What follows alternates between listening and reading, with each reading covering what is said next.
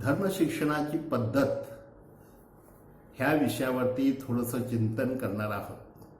म्हणून सुरुवातीलाच मी प्रार्थना करीत आहे आपल्या सर्वांसाठी. आपण देखील डोळे बंद करून प्रार्थना करूया. हे सर्वशक्तिमान सनातन परमेश्वर, तू आमचा परमेश्वर आहेस. आम्हाला तू सर्व काही शिकवतोस आणि तुझ्या शिकवण्याच्या पद्धती किती अद्भुत आहेत. प्रभू परमेश्वर, आम्ही या धर्मशिक्षणाच्या पद्धती शिकत असताना ते आमच्या शिकवणुकीमध्ये चांगल्या प्रकारे आम्ही वापराव्यात म्हणून तू आम्हाला सुबुद्धी दे.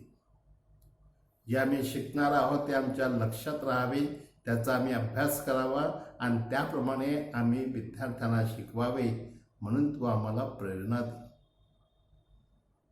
कदाचित ह्या पद्धतीचा उपयोग आम्ही आमच्या समाजातील वरिष्ठ लोकांसाठी सुद्धा म्हणजे प्रौढांसाठी सुद्धा आम्ही वापरू, तेव्हा देखील तू आम्हाला सद्बुद्धी दे आणि आमच्याद्वारे धर्माची शिकवण, अध्यात्माची शिकवण, नीतिधर्माची शिकवण आम्ही पुढे न्यावी आणि सर्वांपर्यंत पोचवावी म्हणून तू आम्हाला मदत कर.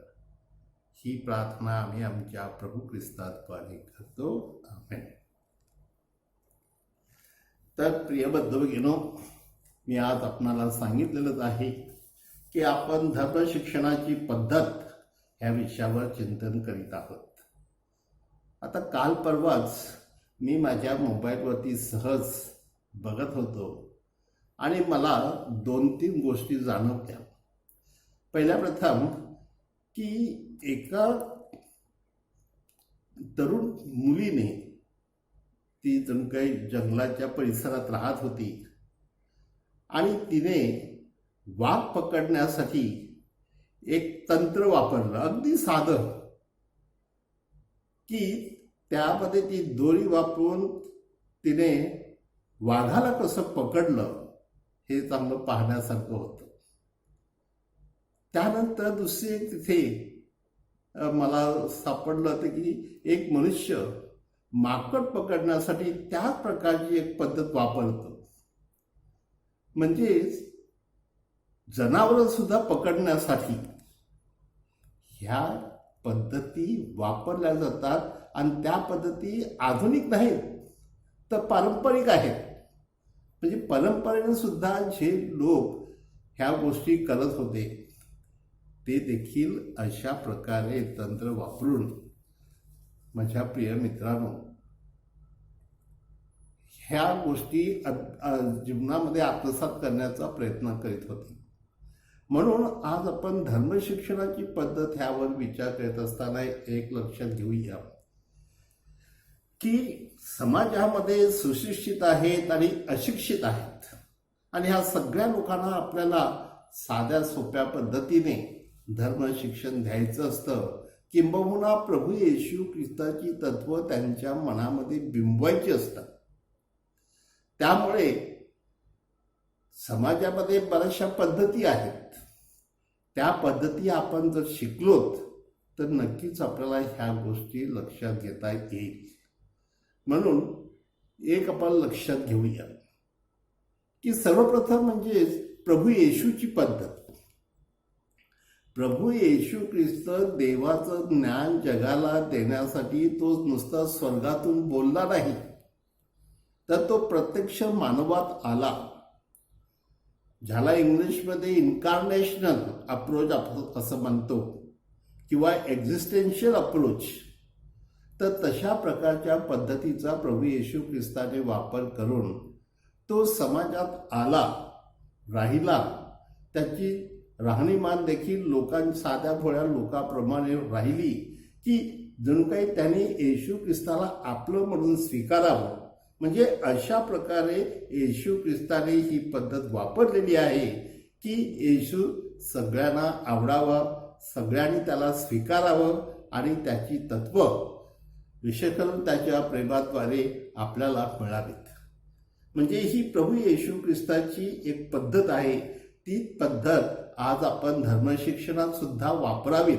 म्हणजे आपल्या मुलाबरोबर आपण राहून त्यांच्या पाठीवर जाऊन त्यांच्याप्रमाणे जीवन जगून त्यांना तेथूनच उंचावावं, की नैतिक आणि आध्यात्मिक दृष्ट्या आपली पद्धत किंवा आपले विचार त्यांना आपण देऊ शकतो. आता ही प्रभू येशूची पद्धत आहे. त्याप्रमाणे प्रभू येशूने दुसरी एक पद्धत वापरली, ती म्हणजे प्रेमाची. आणि शिक्षणामध्ये प्रेमाची पद्धत ही अत्यंत महत्वाची आहे. कारण जो मनुष्य आपल्या शिष्यांबरोबर प्रेमाने जीवन जगतो, त्यांना क्षमा करतो, त्यांना प्रेरणा देतो, त्यांना प्रोत्साहन देतो, त्यांना सगळ्या बाबतीमध्ये विचार देतो. आणि येशू ख्रिस्त सांगतो त्याप्रमाणे की मी तुम्हाला दास म्हटलेलं नाही, तुम्ही माझे मित्र आहात. म्हणजे मित्राप्रमाणे तो त्यांना वागवतो आणि त्यांना प्रेम देतो. ह्या प्रेमाच्या पद्धतीमुळे बरेचसे लोक त्याच्याकडे ओढले गेले आणि ते शिकले. जर येशूने सुद्धा त्यांचा तिरस्कार केला असता किंवा त्यांच्यामध्ये जे काही जातीभेद होते त्या जातीभेदाप्रमाणे त्यांना तुच्छ लेखलं असतं, तर कदाचित येशूकडे एवढे लोक आले नसते. म्हणजेच परमेश्वराच्या हेतूनुसार प्रभू येशू ख्रिस्ताने ह्या पद्धती वापरून आपलं शिक्षण लोकांपर्यंत पोहोचवण्याचा प्रयत्न केलेला आहे. म्हणजेच माझ्या प्रिय मित्र, हे सुद्धा आपण लक्षात घेऊया की प्रभू येशू ख्रिस्ताने प्रेम करताना जे अस्पृश्य होते, पापी होते, रोगी महारोगी होते, अपंग होते, आजारी होते, ह्या सगळ्यावरती प्रेम केलेलं आहे. आणि सगळी ही देवाची लेकरं आहेत. आणि म्हणून भूत लागलेले आणि भूताने झपाटलेली माणसं सुद्धा, जे लोक त्याला दगड मारत, अशा लोकांना सुद्धा प्रभू येशू ख्रिस्ताने आपलं केलं. सांगितलं की ही देवाचं लेकरू आहे, अब्राहमाची कन्या किंवा अब्राहमाचा पुत्र आहे. आणि म्हणून त्याच्यावर त्याने प्रेम करून त्याला समाजामध्ये एक नवं जीवन दिलं. म्हणून ते येशू ख्रिस्ताचे शब्द किंवा येशू ख्रिस्ताची वाणी ऐकू शकले. म्हणून माझ्या प्रिय मित्रांनो, हे एक गोष्ट लक्षात ठेवूया की प्रभू येशू ख्रिस्ताने प्रेमाने त्यांना ओढलेलं आहे. म्हणून आपण सुद्धा धर्मशिक्षण शिकवताना जी मुलं मुली असतील, निळ्या जाती धर्माचे असतील, गरीब असतील, श्रीमंत असतील, किंवा अकलेने कमी असतील किंवा मागासलेले असतील, त्या सगळ्यांना आपण आपलं करून घेतलं पाहिजे. आणि कोणत्याही प्रकारचा तुझ्याभाव आपण ठेवता कामा नये, तरच आपण चांगल्या प्रकारे शिकू शकतो. प्रिय मित्रांनो, तिसरी एक पद्धत प्रभू येशू ख्रिस्ताने वापरली, आणि ती म्हणजेच त्याने आपल्या शिष्याला आपल्या बरोबर बोलावलं. पेत्र आणि अंद्रेया किंवा योहान आणि याकोब ह्यांना सांगितलं, माझ्या मागे या. आणि ते येशू मागे गेले. म्हणजे काय की येशू जिथे राहत होता तिथे ते गेले. येशू काय खात पीत होता त्याने बघितलं, येशू कुठे झोपत होता ते त्याने बघितलं, आणि ते येशूप्रमाणे जीवन जगू लागले. म्हणजे तुम्ही या आणि पहा. जेव्हा योहान बाप्तिस्ताचे शिष्य येशूकडे आले आणि त्यांनी सांगितलं की जो ह्या जगामध्ये तारणारा येणार आहे तो तूच आहेस की आम्ही आणखी कोणाची वाट पाहावी, असा प्रश्न विचारला. तेव्हा येशूने सुद्धा त्यांना सांगितलं की या आणि पहा. म्हणजे माझ्या प्रिय मित्रांनो, प्रभू येशू ख्रिस्ताने हे जे तंत्र वापरलेलं आहे की तुम्ही माझ्याकडे या, माझ्याबरोबर राहा, माझं जीवनतंत्र बघा, माझी भाषा, माझी राहणीमान. माझ्या प्रिय बंधू भगिनींनो, ह्या सगळ्याद्वारे आपण त्यांना चांगलं शिक्षण देऊ शकतो. म्हणजे आपण काय बोलतो ह्यापेक्षा आपण कसे राहतो आणि कसे जगतो ह्याला देखील महत्त्व आहे. आणि म्हणून प्रभू येशू ख्रिस्ताने आपल्या शिकवणुकीमध्ये हे सुद्धा एक तंत्र चांगल्या प्रकारे वापरलेलं आहे असं आपल्याला दिसतं. म्हणून माझ्या प्रिय बंधूंनो, की जो मनुष्य प्रभू येशू ख्रिस्ताचा शोध करतो तो सर्वांगाने शोध करतो. म्हणजे येशू काय शिकवतो एवढंच नाही, पण येशू खरोखर क्षमा करतो, म्हणजे तो काल्वारीच्या खुसावरती तडफडत असताना तो क्षमा करतो हे देखील लोकांनी पाहिलं. म्हणजेच प्रभू येशू ख्रिस्ताने आपल्या जीवनाद्वारे लोकांना शिकवलेलं आहे. म्हणजे आपल्या जीवनाद्वारे लोकांना शिकवण्याची ही कला प्रत्येक शिक्षकामध्ये सुद्धा असली पाहिजे. आपण बरंचसं काही तोंडपाठ करून बोलू शकतो आणि त्या बोलण्याने आपण शिकवतो असं नाही, पण आपल्या कृतीने आपण किती कष्ट करतो, आपण किती तळमळीने शिकवतो, की किती आपण आपलेपणाने शिकवतो, ह्या सगळ्या गोष्टीला महत्त्व आहे. म्हणून शिकवणीमध्ये ह्या गोष्टी आपण लक्षात घेणे आवश्यक आहे. माझ्या प्रिय मित्रांनो, जेव्हा आपण प्रभू येशू ख्रिस्ताचं शैक्षणिक तंत्र पाहतो तेव्हा हेही आपल्या लक्षात येईल की येशूने लोकांना भेटी दिल्या. जिथे लोक आहे तिथे येशू गेला. म्हणून प्रभू येशू ख्रिस्त सुरुवातीला जेव्हा पेत्र आणि अंद्रेया ह्या लोकांना जेव्हा भेटला तेव्हा तो समुद्र किनाऱ्यावर होता. म्हणजे येशू समुद्र किनाऱ्यावर कशाला गेला होता? कारण तिथे सगळे लोक असतात. म्हणजे जिथे लोक आहे तिथे असणं, त्यांना भेटी देणं आणि त्यांच्याशी एकरूप होणं. प्रिय मित्रांनो, हे पण लक्षात घेऊया की प्रभू येशू ख्रिस्ताने प्रार्थनाही केलेली आहे आणि तो प्रार्थना करता परमेश्वर पित्यामध्ये एकरूप झालेला आहे हे सुद्धा त्यांनी पाहिलं आणि त्या प्रार्थनेचा परिणाम होतो.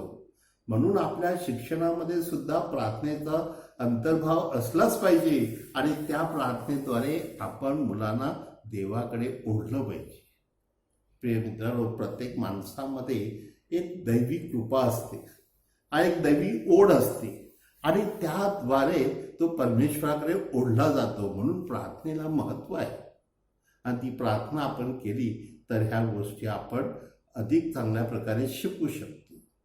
दुसरी गोष्ट प्रभू येशूने केली ती म्हणजेच की त्याने आपल्या शिष्याला, लोकांना दाखले सांगितले, प्रसंगी चमत्कारही केले, काही साध्या सुद्धा गोष्टी त्यांना सांगून लोकांना पटवून दिलं की ह्या ज्या गोष्टी समाजात तुम्ही पाहतात ह्याद्वारे आपण शिकतो.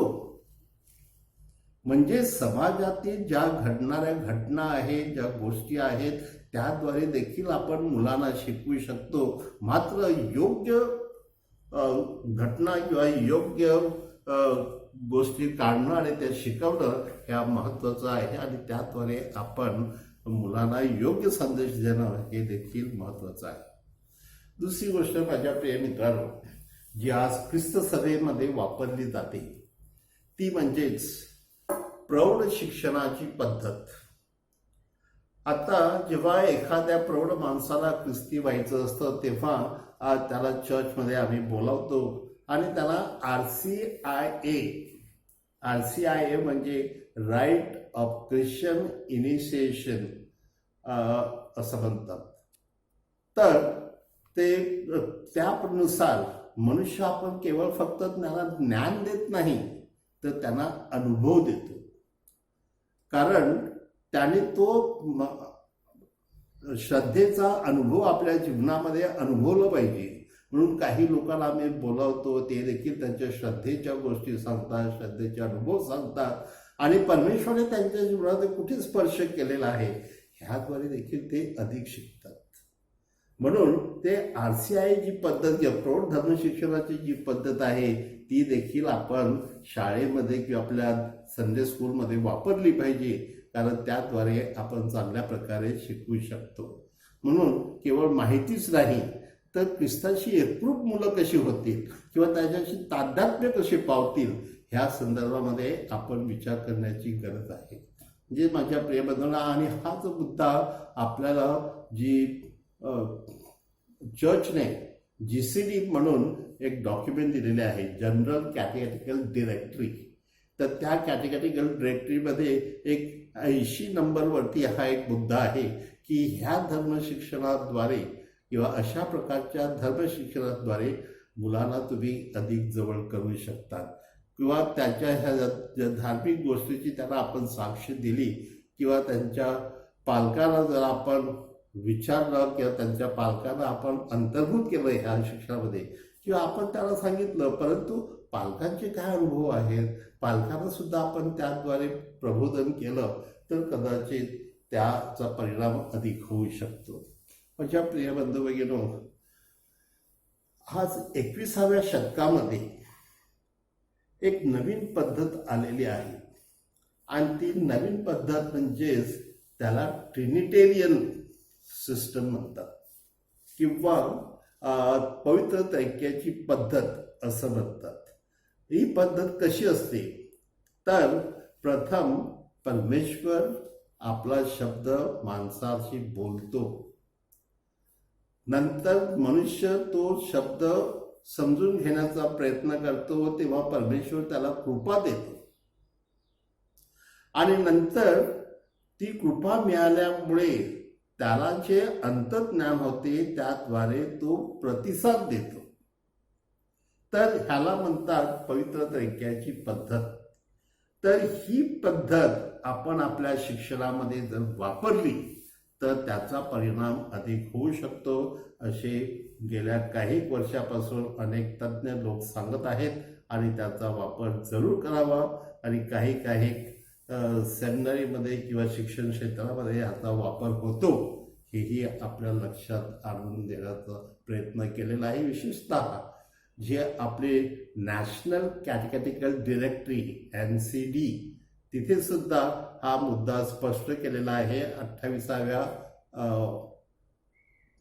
आपल्या अध्याय परंतु ज्याला आपण परिच्छेद म्हणतो तर त्या परिच्छेदामध्ये हा मुद्दा स्पष्ट करण्यात आलेला आहे. त्याकडे सुद्धा आपण लक्ष दिलं पाहिजे. विशेषतः जी पद्धत आपण वापरतो त्या सुरुवातीच्या प्रार्थनेद्वारे मुलाला आपण देवाशी एकरूप करतो आणि नंतर परमेश्वराचं प्रकटीकरण आपण त्यांना देतो. म्हणजे मुलं त्या परमेश्वराच्या ह्या कृपेत असताना आपण त्याला देवाचा शब्द देतो आणि तो देवाचा शब्द ही मुलं आत्मसात करतात किंवा ग्रहण करतात.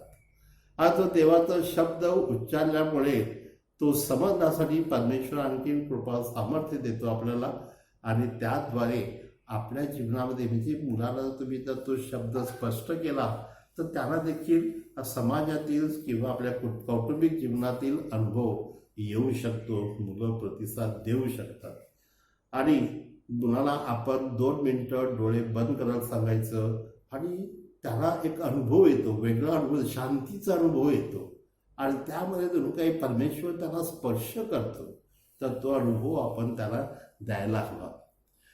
माझ्या प्रिय बंधूंनो, आज समाजामध्ये अनेक पद्धती आलेल्या आहेत. म्हणजे समजा तुम्ही एखाद्या वेळेला क्लासमध्ये किंवा एखाद्या स्टेजवरती तुम्ही 2-3 वक्ते ठेवले आणि त्यांना एक चर्चेचा विषय दिला आणि त्यांना सांगितलं की मी ह्या 10 मिनिटांमध्ये ह्या विषयावरती चर्चा करा. उदाहरणार्थ की बायबलमध्ये उधळ्या पुत्राचा दाखला सांगितलेला आहे. तुम्हाला काय वाटते ह्यामध्ये महत्वाची व्यक्ती कोण आहे किंवा ह्यामध्ये तो बाप काय करतो किंवा तो मुलगा काय करतो, त्याचा भाऊ काय करतो, ह्याविषयी तुम्ही त्याला सांगितलं की चर्चा करा तर त्या चर्चेतून सुद्धा काही विचार मुलांना मिळू शकतात आणि त्यांच्या लक्षात राहू शकतात. म्हणून हे चर्चेचं सुद्धा एक पद्धत आज आपण अवलंबू शकतो. म्हणजे प्रियमित्र, चर्चा मात्र करताना मुलाला आपण सांगायचं की आपण मुद्द्याच्या बाहेर जाता कामा नये. कारण जर मुद्द्याच्या बाहेर आपण गेलो तर बऱ्याचशा वेळेला आपला वेळ फुकट जातो किंवा मुलांचं लक्ष विकेंद्रित होऊ शकते आणि जी आपण चर्चा करतो ती चर्चा देखील एका विशिष्ट वेळेला असली पाहिजे तर त्याचा फायदा होऊ शकतो. प्रिय मित्रांनो, हे सुद्धा आपण लक्षात घेऊया की कधी कधी आपण ज्याला म्हणतो की एखादं कॅरेक्टर असतं किंवा एखादं पात्र असतं, म्हणजे तो ज्याला आपण रोल मॉडेल म्हणतो. रोल मॉडेल म्हणजे की समजा हा मनुष्य एखादा तुमचा सिनेमातील नट असेल, तो नट कसा वागतो किंवा ह्या पिक्चरमध्ये तो कसा वागतो, तर ह्याद्वारे आपण त्यांना अधिकाधिक संदेश देऊ शकतो. त्यानंतर ही जी भूमिका खरोखर त्याने कशी वठवलेली आहे किंवा त्याद्वारे त्याने कसा मुद्दा स्पष्ट केलेला आहे हे आपण मुलासमोर सादर करतो. एक गोष्ट आपण लक्षात घेऊया की कधी कधी काही लोक, जसं आपण आज टी व्हीवरती पाहतो की टी व्हीवरती त्यांची एक ग्रुप असतो, एक 5-6 लोकांचा ग्रुप असतो आणि त्यामध्ये एक मनुष्य त्यांना प्रश्न विचारतो आणि ते प्रश्नोत्तराच्या माध्यमातून सुद्धा आपण मुलाला शिकवू शकतो. परंतु ती कधी कधी अशी चर्चा होते की ते कार्यक्रम बघण्यासाठी सुद्धा लोक वैतागतात. म्हणून आपण जेव्हा हा चर्चेचा किंवा प्रश्नोत्तराचा मार्ग वापरतो तेव्हा योग्य मुलाला योग्य प्रश्न विचारून आणि योग्य उत्तरे त्यांच्याकडून काढली तर त्याचा फायदा इतर विद्यार्थ्यांना होऊ शकतो. त्या दृष्टिकोनातून हा एक मुद्दा आपल्याला वापरता येईल. त्यानंतर एक 2-3 व्यक्तींची चर्चासत्र आपण ठेवू शकतो, पण त्याला अगोदर अपेक्षित गोष्टी सांगणे आवश्यक असते. एक गोष्ट मात्र आपण लक्षात ठेवूया की जेव्हा मी शिकवतो तेव्हा माझ्या मनामध्ये काय हेतू आहे की मी हेतुपूर्वक शिकवलं पाहिजे. माझ्या मुलाने हा मुद्दा ग्रहण करायला पाहिजे आणि ते मूल्य त्याच्या जीवनामध्ये रुतलं पाहिजे. असं जेव्हा मी मनामध्ये ठेवतो तेव्हा आपण देखील त्या बाबतीत दक्ष असतो. आणि ह्या ज्या गोष्टी आहेत, ही जी माध्यमं आहेत, ही फार तर 10 ते 15 मिनटं आपण वापरायची, कारण त्यानंतर आपल्याला दुसरं त्याच्यावर मार्गदर्शन आणि तो मुद्दा ग्रहण करण्यासाठी, आत्मसात करण्यासाठी जी कला आपल्याला लागते त्यासाठी वेळ लागतो. म्हणून त्यासाठी वेळ ठेवणं आवश्यक आहे.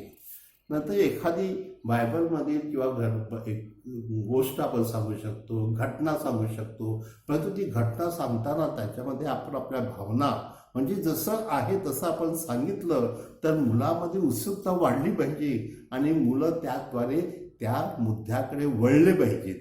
म्हणून गोष्ट किंवा घटना सांगताना खरोखर त्यामध्ये आपण जीव ओतला पाहिजे की आता ही गोष्ट खरोखर जिवंत आहे आणि अशा प्रकारे आपण त्या घटनेचं आपण निवेदन करू शकतो आणि मुलासमोर ते स्पष्ट करू शकतो. प्रिय मित्रांनो, आपण एक गोष्ट लक्षात ठेवा की आज बरेचसे पोस्टर्स किंवा तक्ते किंवा ज्याला आपण बोर्ड म्हणतो किंवा ज्याला आपण कोलाज म्हणतो, अशा प्रकारच्या गोष्टी ह्या धर्मशिक्षणामध्ये वापरताना दिसतात. आणि मी सुद्धा माझ्या इंटरनेटवरती बघत होतो तर इंटरनेटवरती पिनिंटरेस्ट असे एक ईमेल मला येतं आणि ते ईमेल क्लिक केलं की त्याच्यामध्ये ज्या प्रकारचे आपल्याला पाहिजे त्या प्रकारचे, म्हणजेच शैक्षणिक चार्ट किंवा बोर्ड धर्म. उदाहरणार्थ आज मला मी जे उघडलं तेव्हा आज संडे स्कूल आणि धर्मशिक्षणाच्या क्लास संदर्भामध्ये त्यांनी काही तक्ते दिलेले होते. ऑफकोर्स हे तक्ते काही प्रोटेस्टंट लोकांनी तयार केलेले आहेत त्यांच्या, परंतु ती फार उपयुक्त आहेत. त्याद्वारे बरीचशी माहिती मिळते. म्हणजे त्याद्वारे आपल्याला मुलामध्ये भावना निर्माण करता येतील असं एवढं नाही आहे, पण तरीसुद्धा त्या गोष्टी किंवा ते तक्ते किंवा ते पोस्टर्स वापरल्यामुळे आपण मुलांचं लक्ष केंद्रित करू शकतो आणि त्याद्वारे मुलांना गृहपाठ पण देऊ शकतो. एवढ्या चांगल्या गोष्टी तिथे आपल्याला सापडतील, तर तुम्ही देखील त्याचा वापर करायला हरकत नाही. म्हणजे प्रिय मित्रांनो, मला माझा एक अनुभव सांगतो की आमच्या चर्चच्या समोर आम्ही ते चर्च येशू ख्रिस्ताचे चमत्कारावरती आम्ही काही पोस्टर लावलेले आहेत. एक 30-40 पोस्टर तुम्हाला दिसतील एकाच साईजचे आणि चांगले प्रभावी अशा प्रकारचे आम्ही ते बोर्ड तयार करून तिथे लावल्यामुळे बरेचसे हिंदू लोक आमच्याकडे चर्चमध्ये येतात आणि ते बघत राहतात. म्हणजे येशू ख्रिस्ताने काय केलेलं आहे, कसं लोकांना बरं केलेलं आहे, कसं लोकांना डोळे दिलेले आहेत, पाय दिलेले आहेत, हात दिलेले आहेत, हे ते प्रत्यक्ष बघतात आणि मग त्यांना खरोखर आश्चर्य वाटतं. तर तशा प्रकारचे तक्ते देखील तुम्हाला आज किंवा बोर्ड्स वापरता येतील. म्हणजे प्रिय बंधूंनो, काही शिक्षक आज असे आहेत की ते कारण आजकाल आपण सायन्स विज्ञान पाहतो, इलेक्ट्रॉनिक थिंग्स म्हणजे काही पॉवर पॉईंटचे काही मुद्दे आहेत, काही आपण यूट्यूब बघतो, कदाचित काही आपण स्लाइड्स बनवू शकतो की ज्याद्वारे मुलांना समोर बोर्डवरती दिसू शकतात आणि ते मुद्दे तिथे स्पष्ट करू शकतात. काही काही वेळा काही एक दोन वाक्य देखील त्याच्याबरोबर असतात की ज्याद्वारे आपण मुलांना संदेश देऊ शकतो. मग अशा ह्या गोष्टीमुळे मुलांना शिकवणं अधिक सोपं जातं आणि त्यांचा विश्वास देखील आपण वाढवतो. म्हणून एक गोष्ट आपण लक्षात ठेवूया की कोणतीही गोष्ट करताना आपण वेळेचं ध्यान ठेवलं पाहिजे आणि मला त्या अर्ध्या तासात किंवा 45 मिनिटामध्ये मुलांना हा संदेश द्यायचा आहे हे तुम्ही स्पष्ट केलं पाहिजे. कारण आपण नंतर पाहणार आहोत की एखादा पाठ संडे स्कूलचा पाठ कसा तयार करावा. हा संडे स्कूलचा पाठ दुसऱ्या पाठापेक्षा तुमच्या विज्ञानाच्या पाठापेक्षा वेगळा असतो आणि म्हणून ती तंत्र आपण वापरली पाहिजेत आणि त्याद्वारे आपण मुलांना योग्य प्रकारे शिकवलं पाहिजे.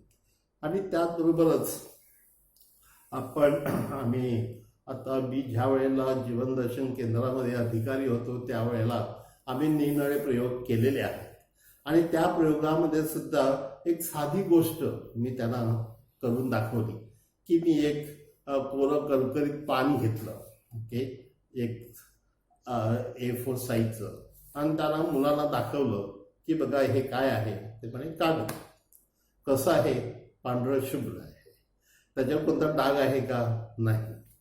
मग मी त्याला सांगितलं की तुम्ही जर बाजारात गेलात तर हे तुम्हाला फुकट मिळेल का की काय पैसे द्यायला लागतील? तर म्हणे पैसे द्यायला लागतील. किती? 1 रुपया 2 रुपये जे असतील. नंतर मी काय केलं, ते कागद घेतलं, असं फाडून टाकलं आणि हातामध्ये चुरगळलं.